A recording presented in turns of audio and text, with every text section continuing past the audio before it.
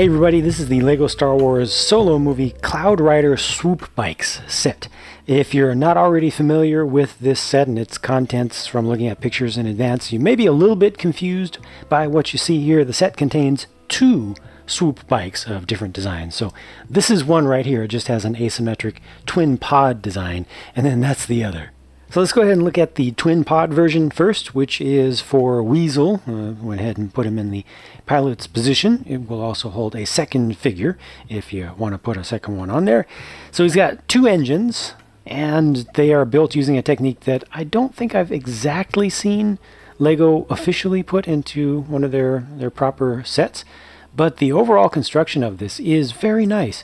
It makes good use of some fairly recent pieces, including the corner 2x2 tiles and the modified 1x2 rounded plates with holes in them. And this is a very nice technique also for the forward boom, which has the three poles going through the three supports. And then at the end, you put just identical parts, kind of flag style pieces that make for a really nice look with the steering vanes, I guess is what they're supposed to be out there at the front. You know, as long as you line them up properly, they look good. They use stickers, so you have just the same stickers repeated all the way around, two on each piece. And yeah, it just makes for a good look. For its size, this thing looks like it has a lot of detail, partly because it does and partly because of the color scheme. I think it really helps with the appearance of it. And it was fairly easy to put together. Had some interesting building techniques, but nothing too crazy. It does have stud shooters, one on either side. Here's one here.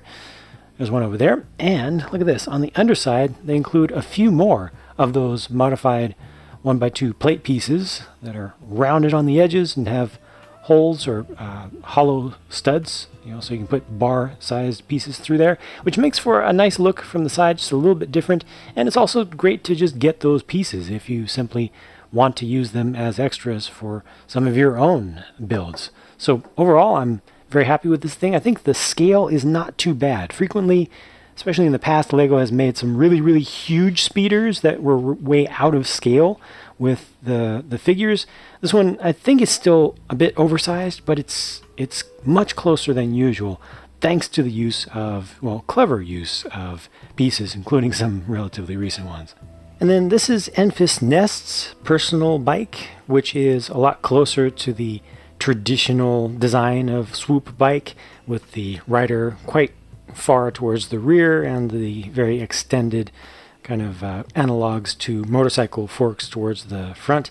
Very different design from Weasel's bike. And this one has 6 exhaust ports on the rear, which are angled off nicely, and they show you how you can get a very smooth, basically seamless transition between 1x2 Technic pieces, lift arm pieces. They've got a couple of the half height lift arm pieces in dark tan there, with the modified 1x2 plates, the ones with the rounded edges that are there in the dark gray.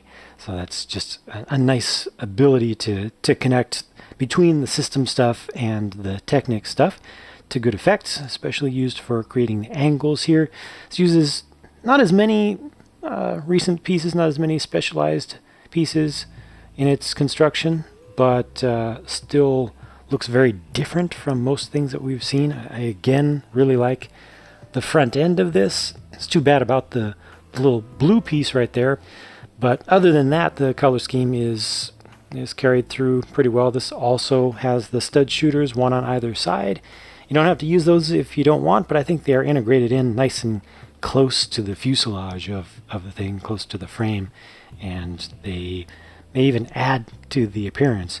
One single sticker used just on this vertical stabilizer style element. Your rider can really, really lean back on this because the handlebars are on their own kind of sub-assembly here, and that can be rotated forward and back. You can kind of adjust things that way. And once again, you have the rounded landing pads or skids on the undersides, which again you can just leave off completely if you want to harvest those pieces, those very valuable pieces right now, to use them in other things, or just replace them with regular plates, or just leave them on and enjoy the look of them. But it's nice that they included those parts where they didn't necessarily need them. It's always great to get good availability of new, very useful pieces. So here is Weasel up close with a very nicely printed torso and a brand new and exclusive headgear mold. The helmet there is actually dual molded in tan and red. Interestingly, the black on the back is print or paint. It's deceptive. It almost looks like it's triple molded because it's just done so well. The opacity is excellent there. The edges are crisp. The print on the back of the torso is also very good. All the production work here, I think, is absolutely excellent. And interestingly, the black you see from the front on the helmet, kind of in the visor area, is the minifig head beneath. It's just showing through. It's an open area, so that helps it to look even more crisp. Unfortunately, we don't get a Warwick Davis face yet. It'll happen someday, but we didn't get an official one here. They just printed the flaps on the sides here in dark brown, which is very subtle, but it's an interesting, different technique and something worth exploring for LEGO, I think, in the future. Lets them get that extra depth while still getting some detail in there. And if they use that technique a little bit more in the future, I think they'll be able to get some interesting things done with it, especially if it's not done quite this subtly. Dare I say Emphas Nest looks better? The prints on the front of the torso, hip piece, and legs is very, very striking. It really stands out well. The helmet is again dual molded here. It's the tan and the silver. The silver is actually somewhat soft, semi-soft material. So for these small spikes, they're not going to break off easily. And then the cape is double-sided. It's a single piece, but it has that nice kind of burnt orange color on one side and then black on the other with a print to bring in a little bit of the fur, the fuzziness. Nice molding around the back of that helmet as well. And the built-up weapon is nice. Has nice shaping, good use of the newer blade piece used at the end of it. And beneath there, again, no face. This one has absolutely no print on it whatsoever. And the print on the back of the torso is also very good, very well done. There's enough brightness, I believe, in that white. The contrast there is good. So everything stands out well. And then the third figure is Tobias Beckett, and I'm very much at risk of entering broken record territory here because, again, I think just from top to bottom, these prints are good. That really looks like Woody Harrelson as Tobias Beckett there, specifically. The prints line up decently well between the torso, the hip piece, and the legs, although the hip one is just a little bit off vertically. It should have been up a little bit. The registration is a little bit off. The hair piece, I think, works for him. The pistols are done in the metallic silver color there. Print on the back of the torso I think is good and matches the level of detail on the front with just the difference of thickness of lines and how they kind of change out towards the edges rather than just continuing a single line width through all of the applications. It's just too bad there's no secondary face for this one, although if they did include one, it may have shown at the base of the hair piece.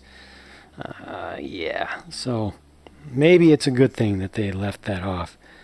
Because it can be embarrassing when they do that, when you can see part of the face from the other side. But just as it is, I'm happy with this thing. I think it's just an excellent representation of the character. And finally, there is one case, which has within it one container of coaxium, of course. And they've got a spot on Weasel's bike where you can place this. It's intended to be held kind of off to the side of the side pod there, just with a couple of studs. If you want, or if you get additional ones of these, you can also put another one in this spot, in the passenger spot. You just need to remove one piece, and then you can use this for a little bit more cargo carrying. So looking back, I guess I said I like everything because I guess I like everything in this set. Only tiny things could have been made better, but just as it is, just bone stock, I think this is really well executed, and every single part of it is. And it's even priced decently well for what you get, both in terms of the price to part ratio and the price to kind of volume of stuff. These are somewhat skinny, but considering the level of detail in there, the quality counted with the quantity together, I think is all good. So yeah, I'm very very satisfied with this, and hope that we'll be able to get more good values like this in the future from licensed lines. Thank you very much for watching. That's it from me. I'll talk to you again soon in my next video.